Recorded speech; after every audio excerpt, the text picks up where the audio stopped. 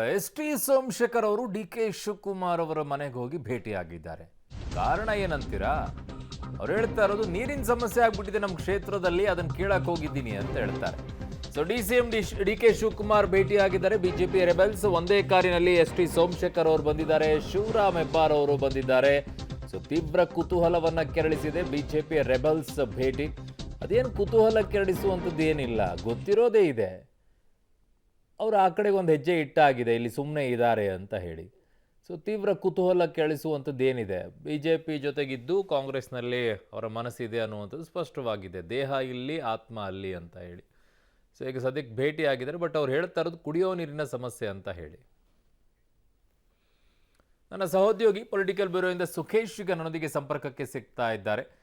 ಸುಖೇಶ್, ದೇಹ ಇಲ್ಲಿ ಜೀವ ಅಲ್ಲಿ ಅನ್ನೋ ರೀತಿಯಲ್ಲಿ ಇರುವಂಥ ಪರಿಸ್ಥಿತಿ ಈಗ ಎಸ್.ಟಿ. ಸೋಮಶೇಖರ್ ಅವರು ಹಾಗೂ ಶಿವರಾಮ್ ಹೆಬ್ಬಾರ್ ಅವರ ಪರಿಸ್ಥಿತಿ. ಈಗ ಕುಡಿಯೋ ನೀರಿನ ಸಮಸ್ಯೆಗೋಸ್ಕರ ಡಿ.ಕೆ. ಶಿವಕುಮಾರ್ ಅವ್ರ ಜೊತೆಗೆ ಕಾರಿನಲ್ಲಿ ಪ್ರಯಾಣ ಮಾಡುವಂಥದ್ದು.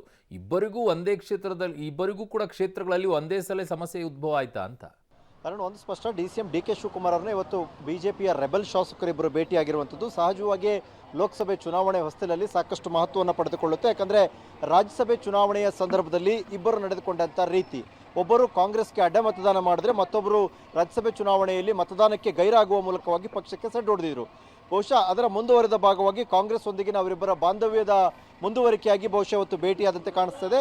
ಭೇಟಿಯ ಸಂದರ್ಭದಲ್ಲಿ ಕುಡಿಯುವ ನೀರಿನ ಒಂದು ಕಾರಣ ಅನ್ನುವಂಥ ಒಂದು ಸಮಜಾಯಿಷಿಯನ್ನು ಬೆಂಗಳೂರಿನ ಶಾಸಕರಾಗಿರ್ತಕ್ಕಂಥ ಎಸ್.ಟಿ. ಸೋಮಶೇಖರ್ ಕೊಟ್ಟರೂ ಕೂಡ ಇಬ್ಬರ ಮನಸ್ಸಲ್ಲಿದ್ದಂಥದ್ದು ತಮ್ಮ ಭಾವನೆಗಳನ್ನು ಅಂತರೂ ಹೊರಗಾಕಿದ್ದಾರೆ.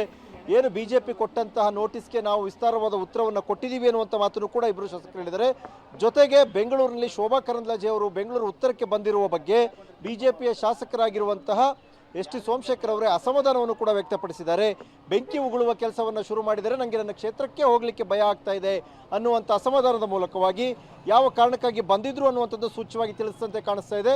ಹಾಗಾಗಿ ಲೋಕಸಭೆ ಚುನಾವಣೆಯ ಹೊಸ್ತಿಲಲ್ಲಿ ಇಬ್ಬರು ರೆಬೆಲ್ ಶಾಸಕರ, ಬಿಜೆಪಿ ಶಾಸಕರ ನಡೆ ಕಾಂಗ್ರೆಸ್ ನಾಯಕರ ಮನೆ ಕಡೆ ಬಂತಾಗಿರುವಂಥದ್ದು ಸಹಜವಾಗಿಯೇ ಸಾಕಷ್ಟು ಕುತೂಹಲಕ್ಕೆ ಕೂಡ ಕಾರಣವಾಗ್ತಾ ಇದೆ. ಅರುಣ್, ಓಕೆ ಸುಖೇಶ್, ನಿಮ್ಮೆಲ್ಲ ಮಾಹಿತಿಗೆ ಧನ್ಯವಾದಗಳು.